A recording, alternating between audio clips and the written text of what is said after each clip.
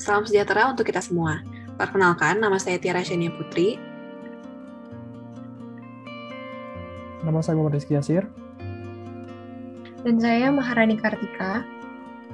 Dan saya Tasya Sabila Febriati. Kami merupakan perwakilan dari grup 1 tutorial yang secara lengkap beranggotakan sebagai berikut.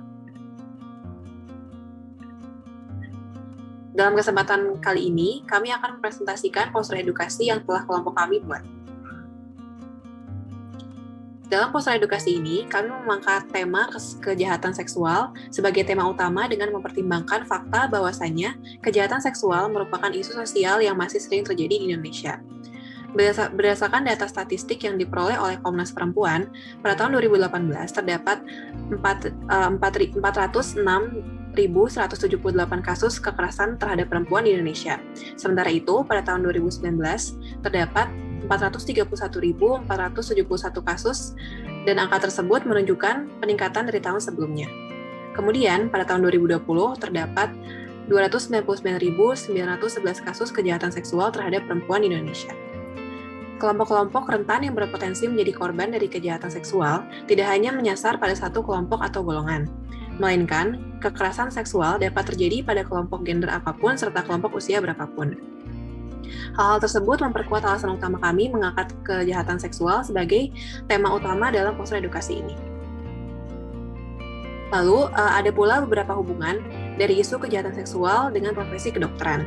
Yang pertama, profesi kedokteran berperan penting dalam melakukan pemeriksaan pada korban kejahatan seksual, lalu mendiagnosa serta memberikan tata laksana. Selain membantu korban dalam aspek kesehatannya, peranan dokter dalam melakukan pemeriksaan pada korban tersebut juga menjadi aspek mediko-legal dalam bentuk barang bukti kejahatan dan juga membantu jalannya penyelidikan dan pengadilan. Dalam poster ini, kami akan menampilkan satu contoh kasus yang kami rasa cukup unik dan juga erat kaitannya dengan profesi kedokteran. Di mana pada kasus ini terdapat seorang dokter di Rumah Sakit Sultan Abdul Aziz Shah berinisial H. Dilaporkan pasiennya, yaitu seorang mahasiswa berinisial HM berusia 20 tahun karena diduga melakukan pelecehan seksual saat melakukan pemeriksaan terhadap HM pada tanggal 2 Juni 2020 lalu. Sang kakak yang menemani korban saat pemeriksaan diminta dokter tersebut untuk menunggu di luar. Lalu pasien yang diketahui mengidap kanker payudara dan saat itu mengeluhkan adanya ambeien diminta membuka celana dengan dalih pemeriksaan kesehatan. Saat itulah terjadi pelecehan seksual yang diduga dilakukan oleh Dr. H. Tetapi pengacara Dr. H sendiri membantah kliennya melakukan pelecehan seksual terhadap pasiennya dan menjelaskan bahwa saat pemeriksaan pasien didampingi keluarga dan juga seorang perawat. Lalu kita beranjak ke topik utama yang akan kita bahas dalam poster edukasi ini, yaitu kejahatan seksual itu sendiri. Nah, kita perlu paham bahwa dalam kejahatan seksual terdapat dua komponen utama yang juga termasuk di dalamnya, yaitu kekerasan seksual dan pelecehan seksual. Nah, kekerasan seksual sendiri didefinisikan sebagai perbuatan-perbuatan yang sifatnya merendahkan, menghina, menyerang, dan atau perbuatan-perbuatan lain yang ditujukan pada tubuh, hasrat seksual, atau fungsi reproduksi dari seseorang. Yang mana perbuatan-perbuatan tersebut dilakukan secara paksa dan bertentangan dengan kehendak orang yang diserang, sehingga membuat korban atau pihak yang diserang tersebut tidak mampu memberikan persetujuan dalam keadaan yang bebas. Nah, sedangkan pelecehan seksual didefinisikan sebagai tindakan yang diekspresikan melalui sentuhan fisik maupun non-fisik, yang mana tindakan-tindakan ini menyasar organ seksual maupun aspek seksualitas dari korban yang diserang. Tindakan-tindakan tersebut dapat berupa siulan, gerakan tubuh atau isyarat-isyarat yang bersifat seksual, pesan teks berbau pornografi, atau ajakan seksualitas, colekan atau sentuhan pada anggota tubuh, dan lain sebagainya.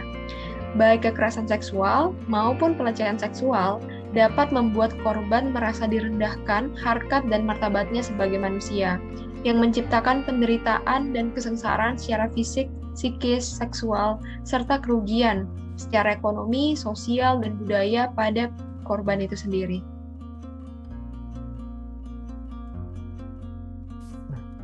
Selanjutnya, kita akan membahas mengenai tinjauannya menurut prinsip PHP. Yang pertama ada profesionalisme, di mana sebagai salah satu bentuk kinerja yang profesional, seorang dokter berkewajiban untuk memiliki kemampuan komunikasi yang efektif untuk menjaga hubungan dokter-pasien yang baik. Kemudian, untuk menjaga kepercayaan pasien, dokter berkewajiban untuk menjaga kerahasiaan data pasien, serta melakukan informed consent.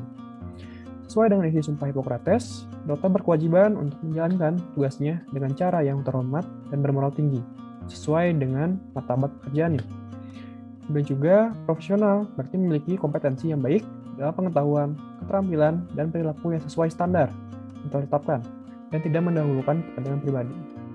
Kemudian, berdasarkan aspek etikal dilema, yaitu dokter berhak melakukan pemeriksaan menyeluruh untuk menegakkan diagnosis. Tapi, di sisi lain yang perlu diperhatikan, pertama adalah pemahaman pasien mengenai prosedur dan tujuan pemeriksaan. Kemudian, persetujuan dari pasien sebelum melakukan pemeriksaan, dan terakhir adalah nilai dan kepercayaan pasien yang dapat mempengaruhi jalannya pemeriksaan. Jika memungkinkan, dapat dicari alternatif pemeriksaan lainnya yang dapat digunakan dalam penegakan diagnosis dengan tetap menghormati pasien. Dan untuk aspek selanjutnya itu adalah justice, di mana pada kasus ini beberapa aspek justice yang perlu diperhatikan, antara lain dokter memiliki kewajiban untuk memperlakukan pasien secara adil dalam pemeriksaan yang dilakukan.